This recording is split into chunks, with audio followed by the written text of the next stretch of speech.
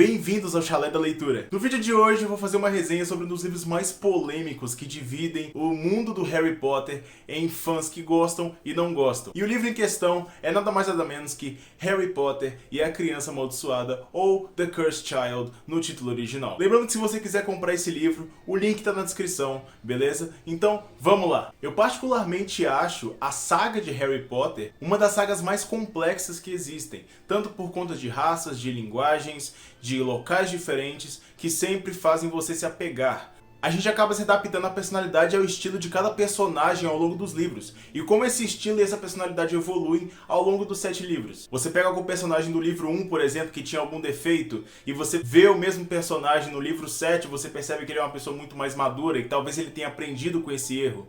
Então, no Harry Potter existe muito essas coisas. É literalmente a parte que mais me decepcionou nesse livro aqui. É esse fato das personalidades que a gente já conhecia mudar de uma forma tão absurda que você nem entende mais se aquele personagem continua sendo o mesmo personagem que você conheceu nos 7 livros originais. E vocês vão entender o porquê que eu tô falando disso agora. A história se passa 19 anos depois da grande guerra bruxa contra Voldemort, onde Harry finalmente derrotou o Bruxo das Trevas. Nesse livro a gente descobre, depois da guerra, o que aconteceu com cada um. Hermione agora é diretora do Ministério da Magia, Harry e Rony viraram aurores, por aí vai. Harry acaba se casando com Gina Weasley, tem 3 filhos, no caso Lily Luna, Tiago Sirius e Alvo Severo Potter. Assim como Rony e Hermione, que casaram e tiveram 2 filhos, Hugo e Rose Weasley. Draco também teve um filho, chamado de Scorpio Malfoy. E a história gira em torno dos filhos dos personagens originais que conhecemos nos 7 primeiros livros. Mas o que era para ser uma sequência virou uma extrema bagunça. Harry, por exemplo, tem problemas de comunicação com o Alvo, e Alvo, por sua vez, é extremamente rebelde. Ele não obedece o pai, ele não respeita, e ele acha que o Harry tá ali simplesmente para ser uma estrelinha do mundo bruxo, o que não deixa de ser verdade de um certo modo, mas ainda assim ele não tem respeito nenhum pelo pai. Outra coisa que faz com que Alvo seja totalmente diferente da família inteira de Harry é que ele foi selecionado para a casa de Sonserina ao invés da casa de Grifinória, como toda a família. Isso faz com que Alvo se aproxime de Scorpio, se tornando bons amigos com ele. E o engraçado é que o Scorpio ele tenta às vezes fazer com que o Alvo tire esse lado rebelde dele mesmo. O Scorpio até admira um pouco o Harry, só que na maioria das vezes o Scorpio não consegue fazer isso. Isso faz com que ele seja influenciado pelo Alvo indiretamente. A história desse 8º livro, ela aborda literalmente aquele tema do 3º livro, ou seja, a viagem no tempo que a gente viu em uma das partes do livro, no caso quando a Hermione e o Harry voltam para tentar salvar o Bicurso com o Vira-Tempo. Isso se deve ao fato porque Alvo descobre por meio de Amos Diggory, o pai de Cedrico Diggory, que o filho de Amos, no caso Cedrico, está morto por causa de Harry. E Alvo se sente extremamente culpado com isso e ele tenta procurar meios alternativos de tentar trazer o Cedrico de volta pro presente. Ou seja, salvá-lo de uma tragédia, salvá-lo da própria morte onde Voldemort o matou. E ele consegue. No entanto, a gente sabe que mexer com viagem no tempo é uma coisa muito complexa. Existem diversas regras que precisam ser respeitadas, senão você pode criar literalmente o caos. A gente vê isso em vários exemplos de jogos, por exemplo, como Life is Strange, que se você altera uma coisa do passado, o futuro se torna uma teoria do caos e você pode gerar infinitas linhas de tempo nele e fazer com que tudo se desmorone. E é o que acontece em The Cursed Child. Alvo acaba criando uma linha de tempo alternativa onde Voldemort ganhou a Guerra Bruxa e ao invés de Voldemort ter morrido, Harry morreu naquela época. Isso faz com que a Era do Bruxo das Trevas comece. Isso faz também com que Alvo desapareça, fazendo Scorpio, somente Scorpio, tentar salvar toda a linha de tempo do futuro. Honestamente, a ideia do livro é muito boa mesmo. Só que a forma com que colocaram o contexto no livro não foi nem um pouco satisfatório. Isso porque eles mudaram muitas coisas que não tinha nada a ver mudar. Você nunca pensava que Harry, por exemplo, seria um pai totalmente descontraído como ele foi com o Alvo. Não tem lógica isso, até por conta da personalidade que ele tinha nos primeiros 7 livros. Então não faz sentido ele ser da forma que ele é nesse livro aqui.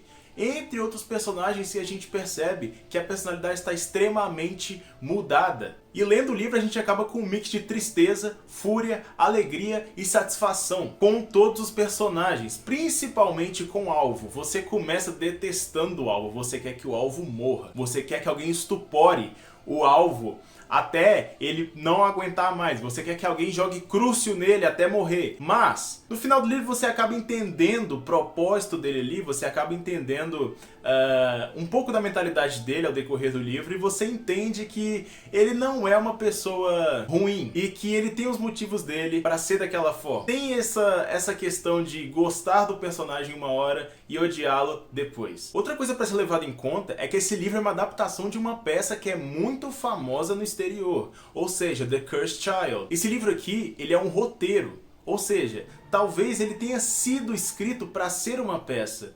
O que eu quero dizer com isso? Eu vou dar um exemplo para vocês pegando o livro. Vocês percebem que o livro é dividido em atos, e todas as frases faladas por algum personagem é dividida em nomes, como vocês podem ver aqui. Então talvez seja muito mais emocionante e gratificante assistir a peça do que ler o livro. Mas eu acho que na hora da adaptação eles não conseguiram adaptar direito e virou essa bagunça. Porque pelos reviews da peça, muita gente gosta, eles falam que é uma experiência fantástica e que assim, 90% do público acaba gostando. Eu nunca assisti, mas pelos reviews que eu já vi, muita gente fala isso. Agora, em questão do livro, eu não acho que tenha sido uma adaptação muito boa, porque como eu disse, ficou muito bagunçado e muito sem sal pra ler. Mas afinal, vale a pena ler esse livro? Se você for Potterhead, a resposta é sim. Por mais que você ache o livro sem sal, que foi o meu caso, você vai acabar tendo uma continuação do universo de Harry Potter. Isso é muito bom. Rever os personagens que você já gostava antigamente, por mais que eles estejam mudados de uma certa forma, conhecer novos personagens, conhecer novas linhas da magia, conhecer